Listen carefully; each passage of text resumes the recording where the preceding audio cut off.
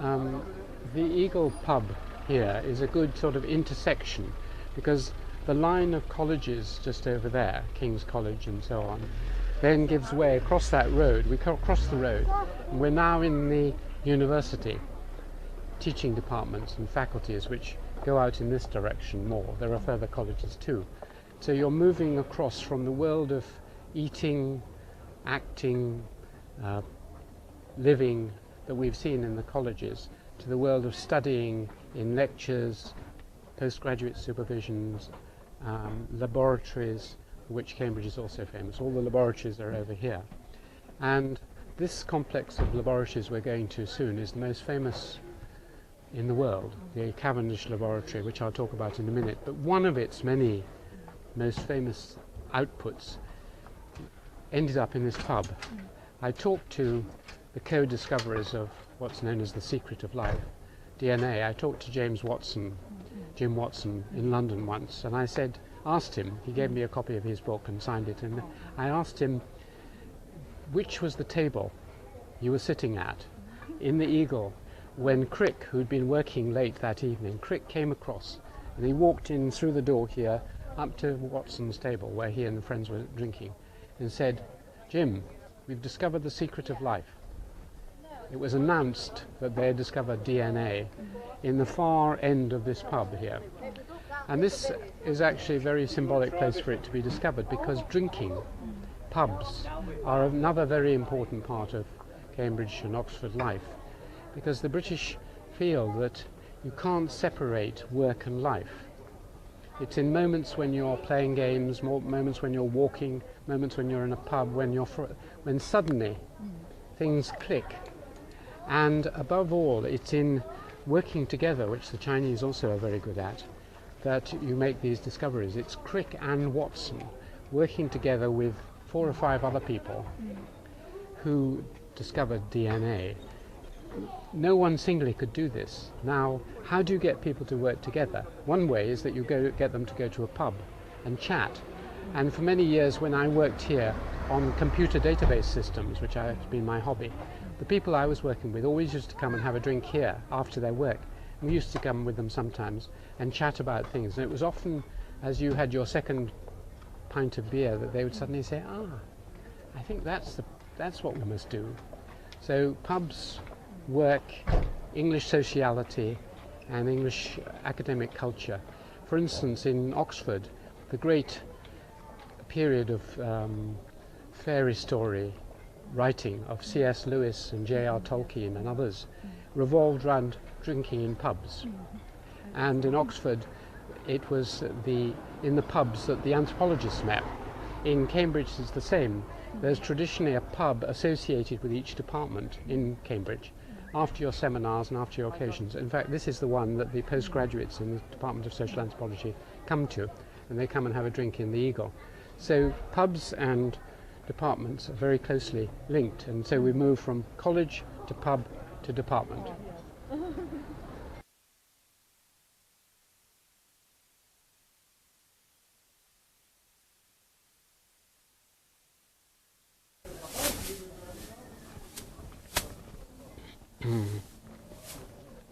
This is the oldest building in Cambridge.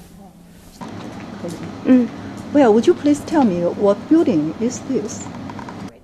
This is the back of Corpus Christi College, Cambridge. It's interesting because much of Cambridge was pulled down in the 19th century, and so there are not very many old bits of residential college. There are chapels and things like that. But this is actual rooms, people's rooms, and this is probably reputed to be the oldest part of Cambridge. This is 14th century. This is over 500 years old, and this is very old part of. And you have the college, Corpus Christi College, on this side, and then the old Cavendish Laboratories here. So the old Cavendish Laboratory, which was built on the botanical gardens here, this was all bushes and trees, and in fact there are 1 or 2 trees still remaining. But this was built in the later part of the 19th century, and for a while it became the most impressive centre for high-level science, along with perhaps 1 or 2 places in Germany, in the Western world, in the whole world. It was filled with Nobel Prize winners. Okay. For instance, at the top of this tower, Rutherford was the first person to split the atom, which led to the atom bomb. In fact, his experiments took place until the last few months in the basement of my department. So the basis of a lot of modern physics took place there. Or again, in these buildings, a man called Thomson was the person who discovered the electron, which was the first subatomic particle, and was the basis of computing and everything else. And so many discoveries, including DNA and in computing, physics, chemistry, and so on, were taking place just in this building here.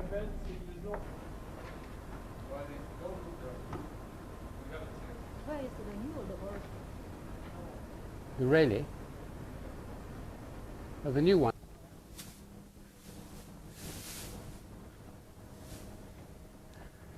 This is a famous crocodile, which was I've forgotten the name of the person who sculpted it, but it's reputed that the signature of his name is just in that. You see the little scrawl of his tongue.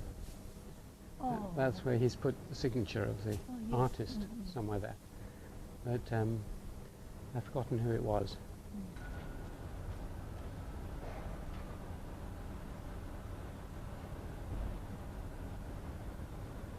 The DNA discoverers, James Watson's book famously was called The Double Helix, but Crick wrote his book with a title something like What a Crazy Pursuit. It wasn't exactly that.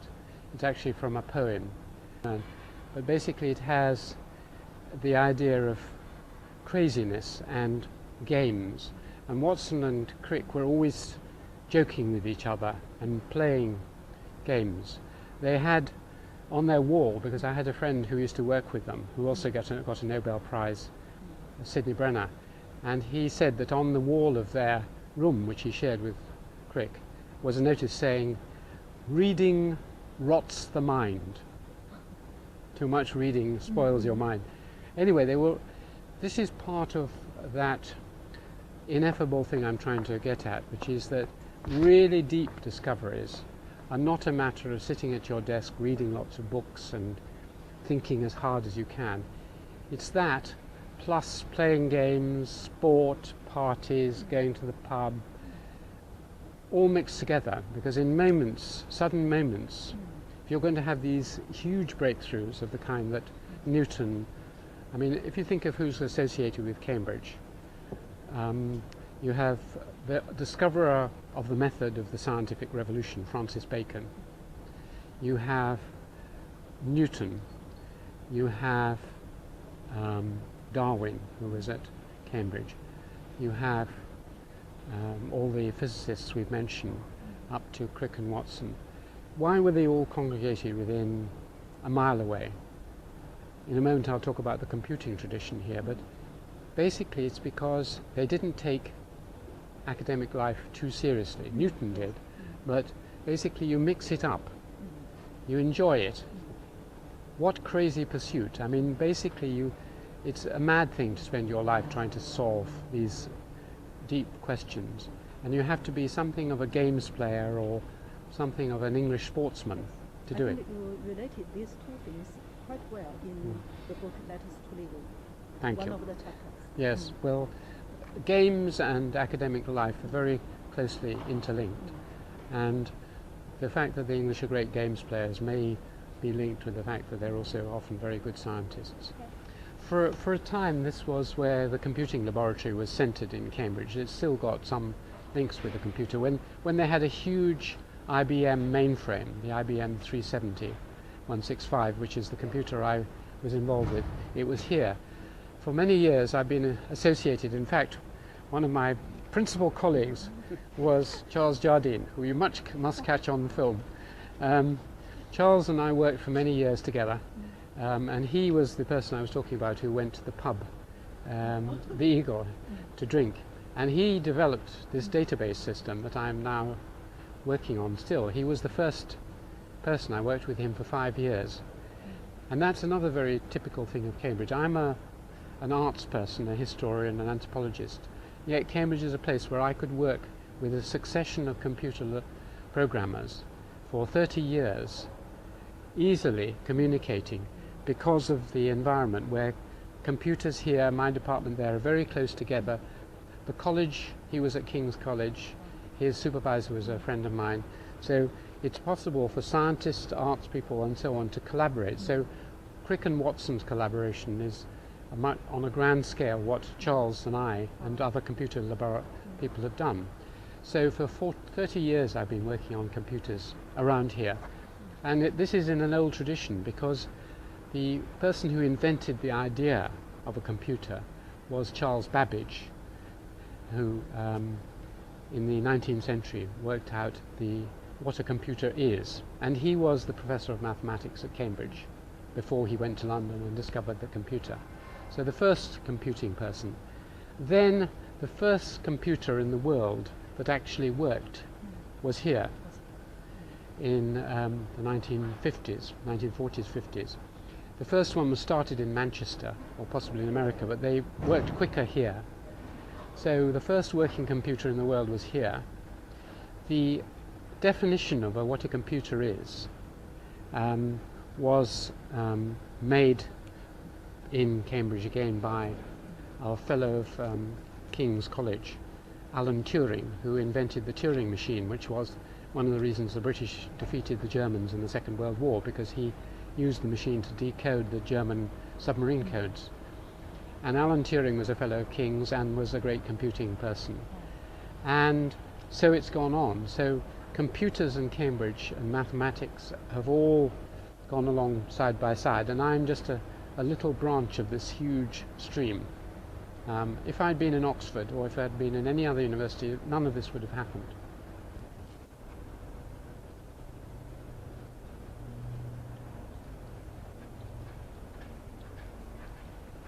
Another way in which Cambridge allows collaboration between different disciplines is shown by this building. Up on the first floor here was the audio-visual aids unit, and for 15 years I worked very closely with the head of that unit, Martin Genke, making films.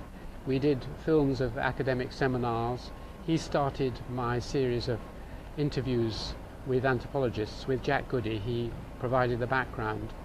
And so my interest in filmmaking and visual anthropology stems out of a collaboration with the people who were working here, who were photographers, filmmakers. They had an editing suite, they had a film studio. It's all gone now, it's gone into different places. But for 20 years it was very important that I could just walk out of my room, come across here, get advice on what cameras to use. And it was because everything is very close together, and there are no barriers between different parts of Cambridge life. The examinations in Cambridge, some of them, a lot of my students take their exams in this particular room. Obviously the desks are laid out, but you can still see the numbers, which are the rows of the seats in which they sit. Each seat is placed a long way away from other seats, so there is no chance of looking over and seeing what your neighbour is doing. And the essence of the Cambridge examination system for undergraduates is that it's very heavily based on your ability in this room. Many universities are now have moved across to coursework. You know, you write essays and you submit things, and you're judged during your course on projects and things like this. Cambridge still puts most of its emphasis at the undergraduate level on learning through the year, on which there are reports, but you're not judged in your final marks on that. And then you come in here, you sit here for 3 hours, and you have 12 questions, and you write everything that you can about those 12, which is what Xiao did when she did the MPhil. Very daunting experience, as Xiao knows, because you can't bring anything in. It's just you your mind and the paper. Now, it's a very difficult system, but at the moment it's turning out to be the best one because of internet plagiarism and borrowing essays and so on. The whole coursework method of examining is under review in British universities and no doubt around the world. But you really can't cheat in this because, you know, unless you just learn your whole answer, it's up to you, and if the examiners are good, they will ask you questions to which you can't prepare an answer. And so this is a very fair examination, but it puts quite a heavy stress on your mind. Now, the main other point to make is that the examiners judge not as in a Confucian society on your knowledge of facts, but on your ability to argue convincingly, to argue amusingly, to argue persuasively, to charm, to educate the examiner. So basically what you're being trained to do as a student in Cambridge, particularly in the arts, is to learn the arts of persuasion, so that later on when you become a barrister or a judge or a doctor or a politician, you can stand in front of a camera or stand anywhere in the world and you can persuade and charm your audience. You only have a short time in which to do that. So typically an undergraduate is being taught to think about a problem and then have a short time in which to persuade. And that's what the examiners are testing, your logic and your ability to put a reasoned argument, balanced and original. And above all, there's a huge emphasis on originality. If you just repeat what other people have already said, you'll get low marks. If you show that you are aware of what other people have said and then go on to produce your own conclusions, then you get high marks.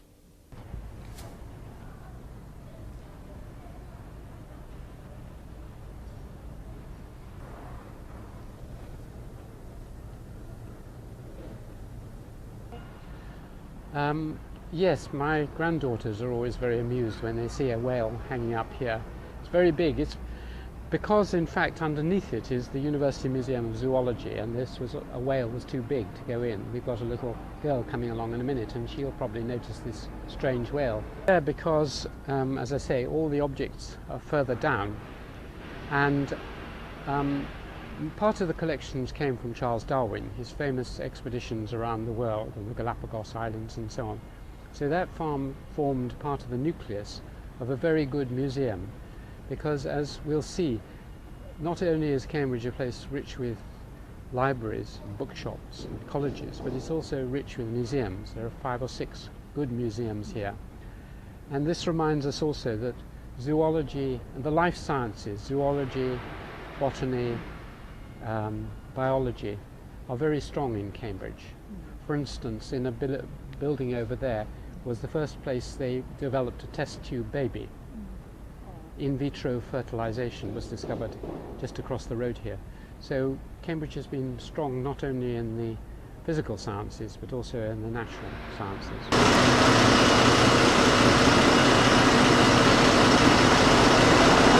Just now you mentioned that Cambridge University does not run just one, but a handful of museums of certain size and scale. This is incredible in China. Then why do museums play such an important role in the university life? And do you often resort to museums when you are doing your research work? Interestingly, the site where the zoology museum was actually called the New Museum site because several museums were there. This is the Downing site, and there are several museums here. We'll look at this one and maybe the Geology Museum as well. The museums movement in Britain really developed the British Museum, which is one of the first obviously in London, but provincial museums like this developed really in the second half of the 19th century, and they were instituted as an aid to research. People like Darwin and others realized that you needed lots of objects which you collected over time and kept in cabinets so you could study them. You also wanted to preserve In the case of archaeology and anthropology, the objects which you dug up in your digs or discovered on your anthropological fieldwork. So there was a great desire to collect material culture objects. It's probably a wider thing in Western culture and in England as well, that we treasure old things. In China you tend to throw away old things, but we tend to keep them. My house is a sort of museum. I can't bear to throw anything away. The English don't like throwing old things away, so they make these big museums, like this one. This is the one, I've been chairman of this museum committee recently for a couple of years, and for a long time I've run an exhibition on the Naga peoples of Assam in this museum, and I've worked with curators and so on. I can't say I come here very frequently, but from time to time my students come and do museum-based projects. From time to time my students work on new displays and so on, and it's always very inspiring, enriching to come here. At the moment they've got a very good display on the Pacific.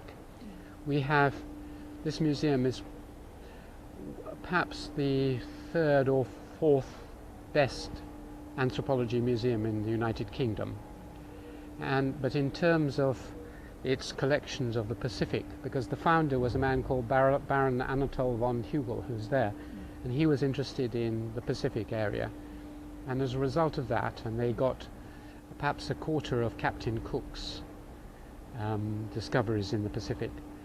As a result of that, this is perhaps in the top half dozen Pacific collections in the world is here, and it's a place which somehow takes you back to a previous age.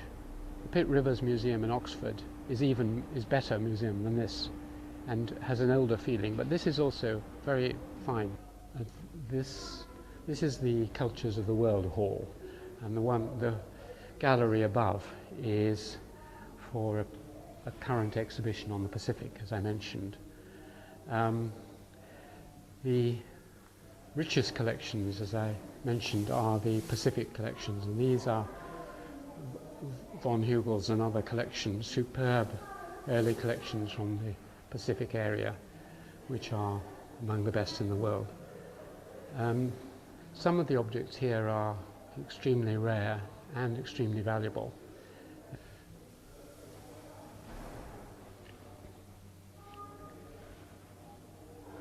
The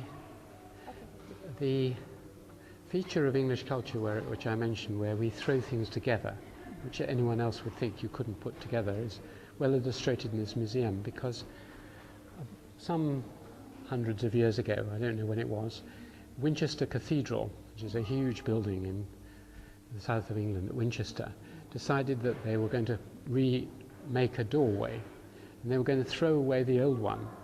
Someone in Cambridge heard about this, and they said, "Oh, we'll have it." And so there it is. Now, it doesn't fit usually when you have tribal art and things. What is Winchester Cathedral doorway doing up there? But no, never throw anything away. We just keep everything.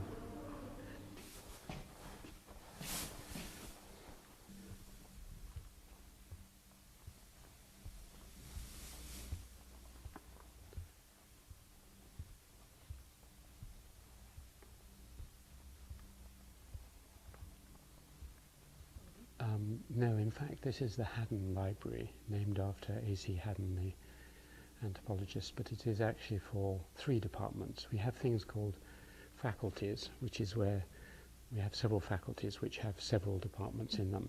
So you have the university, then the faculty, then the department. And in this faculty is archaeology, biological anthropology, and social anthropology. So my department of social anthropology is one of the 3 people who share this.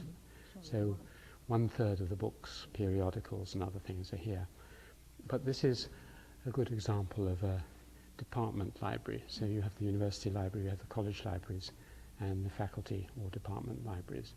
And this is an example of that. And so this is where our undergraduate students would tend to come first for their reading, and our MPhil students. This is their first place. If they can't find it here, go to their college or to the university library or somewhere else.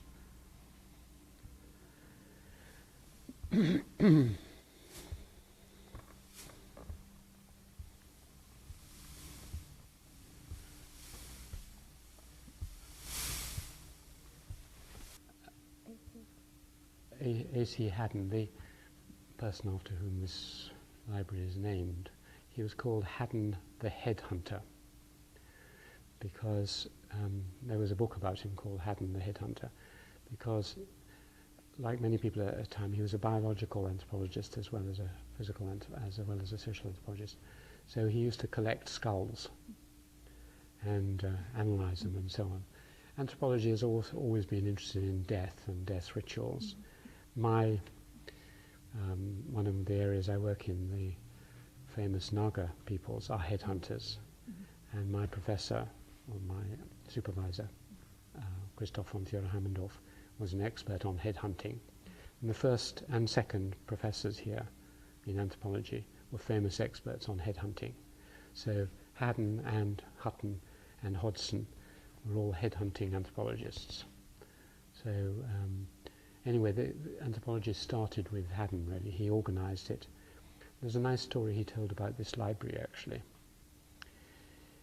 It's always very difficult to get anything done in Cambridge, like anywhere else. There are bureaucracies. There are people who say, oh, no, I can't do that, can't do that. So he'd been trying to start a library because he wanted to build up a department and faculty, and he'd been trying again and again. He would meet the committee, and they would say, oh, where can we get the money? Where can we get the room? So on. In the end, he got fed up. And so after a number of years of this, they had their usual meeting, and he said, can we have a library? And they said, oh. He said, gentlemen, come with me. And he took them down the passage, opened the door, and there was the library. Not necessarily this library, but he'd himself bought the books, found a room, made a library. And there was a moment of deathly silence, because of course he shouldn't have done this without permission. And then everyone laughed and congratulated him. And that again is a feature of Cambridge. For a long time, I had a professor who, when I needed equipment for my computing and so on, he'd say, all right, Alan, you just buy it. I'll find the money later. And sometimes he paid for it himself, sometimes he would find it. There's a kind of can-do. In many bureaucracies and even universities, people are always thinking of reasons why you shouldn't do things. Cambridge has always encouraged me and many people to say, if it's worth doing, do it. We'll think about how we can pay for it or how we can organize it afterwards. So you have to take risks, but it's a place where it's easier to take risks than in most university settings in the world.